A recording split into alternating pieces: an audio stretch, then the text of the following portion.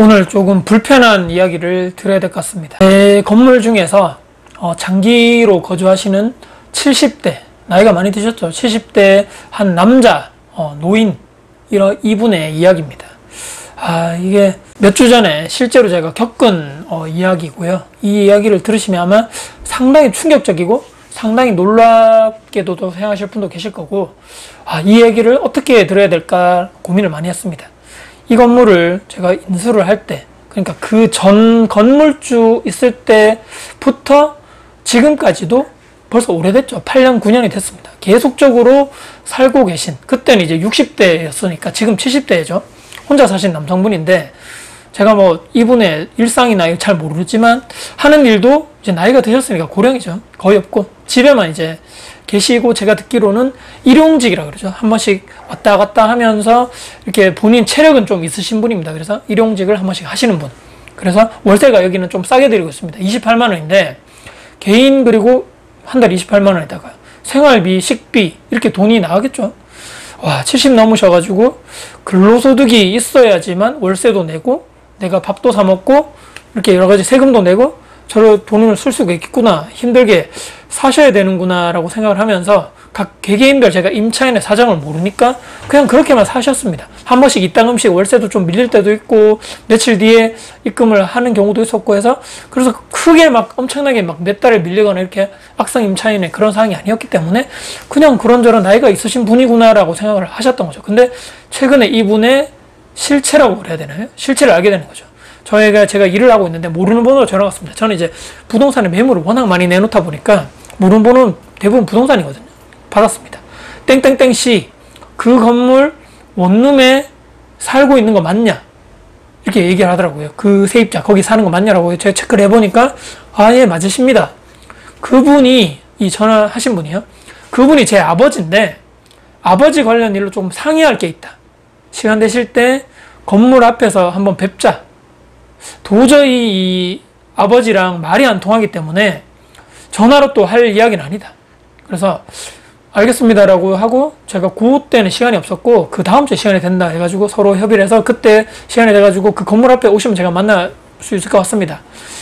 끊고 나서 이사를 가시려는 건가, 아니면 나이가 고령이니까 모시려고 이제 가는 것 때문에 그러는 건가, 아니면 이분은 가기 싫어가지고 이것 때문에 그러시는 건지, 사는데 또 불편사항이 있는 건가? 다 큰 자식이, 그러니까 30대 정도 되겠죠. 그 다음 주에 건물 앞에서 실제로 이 자식분과 만났죠. 짧게 이 영상, 이 얘기 자체가 상당히 길었는데 짧게 요 대화 주제를 저에게 했던 얘기를 좀 이렇게 요약을 하자면, 현재 그분, 그러니까 아버지가 기초생활수급자로 돼 있고, 그리고 만 65세 이상인가? 되면 노령연금이라 그러나요? 기초연금인가? 이런 게 매달 고정적으로 나라에서 나오는 게 있기 때문에 많다면 많고 적다면 적은 돈이죠. 이게 수십만 원 정도 될 겁니다. 그래서 근로소득 이렇게 받아서 한 번씩 일용직 하시고 월세 내고 식비 감당 그런 거라고만 생각했더니만 이분이 여러 가지 연금이나 두 가지를 받고 있구나라고 해서 그런 게 아니었네라고 생각을 하면서, 기초생활수급자면 나라에서 혜택도 많고 또 복지 차원에서 의료비나 전기, 가스 이런 거 있죠. 세금도 많이 감면해주고, 역시 대한민국 좋구나.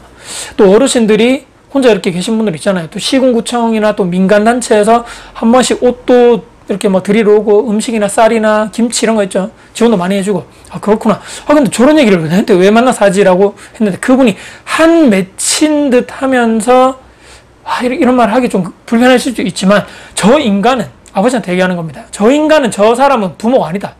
내가 어릴 때, 그 자식이 어릴 때 우리 엄마가 우리 형제를 키운다고 정말 개고생했는데, 저 인간은 집 나가서 살았는지 죽었는지도 생사도 모르고 살아왔고, 집에 돈 한 푼 갖다 주고 없는 사람이다. 갖다 준 게 없는 사람이라는 거죠. 지 혼자 살았는지 다른 여자랑, 엄마 우리 말고 다른 여자랑 동거해서 살았는지 모르겠지만 저 사람은 절대로 아버지도 아니고 부모도 아니다. 내가 이렇게 화를 내는 이유는, 고등학교 본인이 나와가지고 바로 이렇게 취업에 들어갔겠죠. 엄마 혼자 고생하시는 거 보니까. 돈 벌고 그렇게 해서 고생해가지고 열심히 우리 그 형제가 2명이고 엄마 이렇게 3가족인데 열심히 살려 하는데, 저 인간이 나한테 뭐라고 했는지 아냐? 나중에 다 커가지고 찾아왔다는 거죠. 자식들이 돈을 많이 벌면 기초생활, 내가 지금 받고 있는 기초생활 수급 조건이 안 된다. 이런 것 때문에 4, 5년 전에 본인을 찾아왔다는 얘기입니다. 그래서 이분이 그 20대 갓 넘어가지고 30대로 알았는데 20대 중반의 현재 나이였고 갓 고등학교 졸업해가지고 그때 이제 열심히 일을 막 하려고 하는데 그때 이분이 찾아와가지고 내가 지금 너희들이 돈을 벌고 자식들이 연봉이 높고 막 이런 어느 정도 재산이 있고 월급을 받는 근로소득자면 내가 기초생활 수급 조건이 안 된다. 5, 6년 전에 찾아와서 막 돈 벌지 말라고 욕을 했다는 얘기입니다. 그래서 불과 몇 년 전까지만 해도 법이 그래가지고 그때마다 찾아와서 지랄하고 너희들이 내 생활비 줄 거 아니면 나라에서 주는 돈만큼 나에게 주지도 못하면 돈 벌지 마. 아니 이게 도대체 말이 되는 소린가 싶었다는 거죠. 이런 부조리, 이상한 법, 고통받는 자녀들이 워낙 많고 이런 얘기들이 많았겠죠. 도대체 그래서 이게 몇 년 전인가 법이 개정이 돼서 재산이 자녀가 얼마 이상이 있더라도 또 부동산 자산이 이 정도 있더라도 요 이하만 가지고 있으면 부모가 자산이 없고 특별한 직업이 없으면 또 나이가 돼야 되겠죠. 기초생활수급자로 지정이 되는 게 가능한 걸로 최근에 바뀌었다라고 제가 그날 알았습니다. 그래서 몇 년 전에 찾아와서 돈 벌지 말라고 지랄하고 막 했는데도 법이 바뀌고 나서 안 찾아와서 이제 왜냐면 뭐 상관없으니까 자식이 엄청나게 막 돈이 많고 그런 게 아니죠. 그래서 기초생활수급 지정이 된다고 해서 얼마나 좋았는지 모르겠다. 왜냐하면 남처럼 이제 살아도 되고 전 얼굴 안 봐도 되고 안 찾아줘도 되고 그래서 나는 이제 우리 형제, 내 동생과 우리 엄마만 잘 모시고 열심히 살면 되겠다라고 해서 저 아버지는 저 인간은 없다고 생각해도 뭐 그렇게 살면 되니까 이야기를 쭉쭉 듣다가 저는 아니 그러면 그렇게 사이도 안 좋고 엄마랑도 그렇게 안 좋고 막 그렇게 하면 아니 이혼하면 되는 거 아닌가 왜 안 하지라고 생각했는데 더 깊숙이까지는 제가 잘 모르겠습니다. 집안 싸움에 제가 막 이렇게 막 깊숙이 들어가는 건 좀 그렇지만 이까지는 아니 근데 얼굴 남남처럼 얼굴 안 보고 이제 그냥 각자 살면 되는데 왜 다시 와서 이렇게 갈등을 일으킬까라고 들어봤더니만 이 70대 이 임차인 분이 다시 찾아갔다는 거예요. 내가 이제 70 넘어가지고 힘드니까 막노동도 나가서 못하겠고 연금 나오는 게 있긴 한데 나라에서 아까 2개 나온다 그랬죠. 부족하다. 여기서 좀 속 터집니다 여러분들. 한 번씩 나가서 내가 말이야 술도 마셔야 되고 담배도 태워야 되고 한 번씩 놀러도 가야 되고 먹는 것도 있고 또 입이 또 이분이 얼마나 고급인지 한 번씩 소고기도 먹으러 가야 되고 그 돈이 생활비 매달 달라고 그렇게 또 염치 없이 찾아왔다는 얘기입니다. 기초생활수급 그 돈하고 그러니까 노령연금 이 두 개 다 합쳐가지고도 월세 내고 뭐 본인 먹는 거 노는 거 쓰는 거 술 마시고 담배 피고 돈이 부족하다는 얘기입니다. 그래서 자식들한테 찾아가지고 그 생활비 내놔라 이런 얘기인 거죠.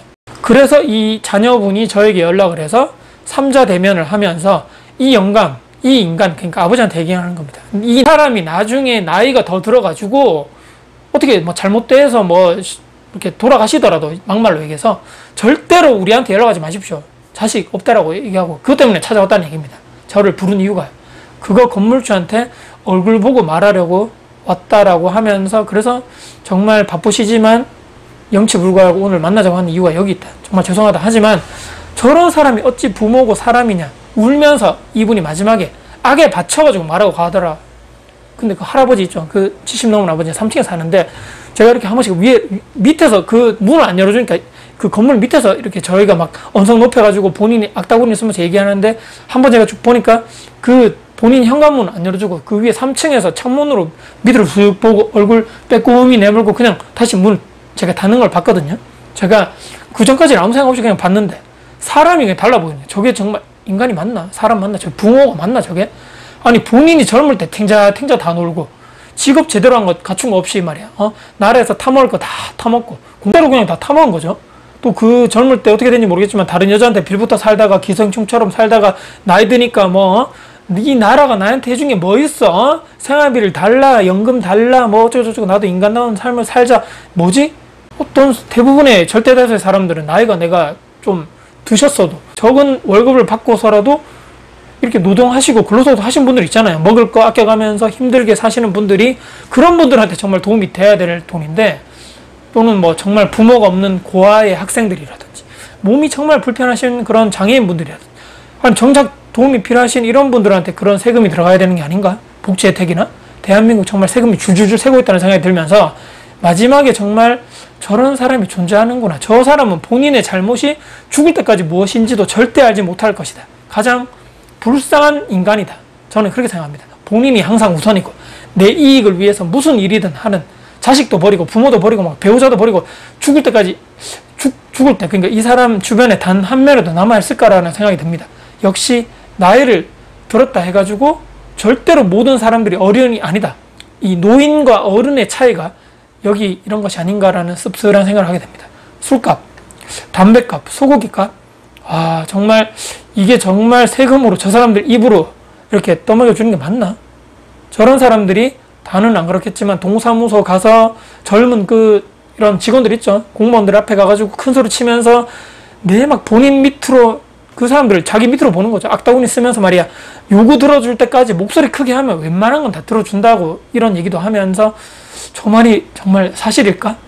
본인 국가에 세금 내는 게 하나도 없는데 전부 다 감면받고 오히려 지원을 오히려 받는 사람이, 아니 내가 낸 세금으로 너희들 월급 받아가는 놈들이 이렇게 말하는 인간들이 있다고 하니까 여러분들 정말 사람은 악하게 태어난 것이 아닌가? 성악설을 믿을 수밖에 없는 것인가? 모두가 다 잘 먹고 잘 살고 북유럽 우리가 그런 복지 시스템을 도입해서 다 잘 먹고 잘 살자, 인간은 모두 다 존엄하고 존중을 받아야 마땅하다, 이런 이야기를 혹시라도 제 댓글에 하실 분들이 계실 것 같은데, 거기는 이렇게 월급을 받으면 여러분들 아시죠? 50% 이상이 다 세금으로 이미 떼고, 그걸 알고 우리가 세금 이런 그렇게 나가는 체계도 알고, 그런 북유럽 체계도 여러분들 알고 우리가 악플이나 혐오 댓글 달아야 된다라는, 이렇게 공부를 하고 달아야 된다. 마지막 강조드리면서, 이 건물에 그 임차인 한 분, 그 인간 나이가 들었어도 제가 이렇게 말하겠습니다.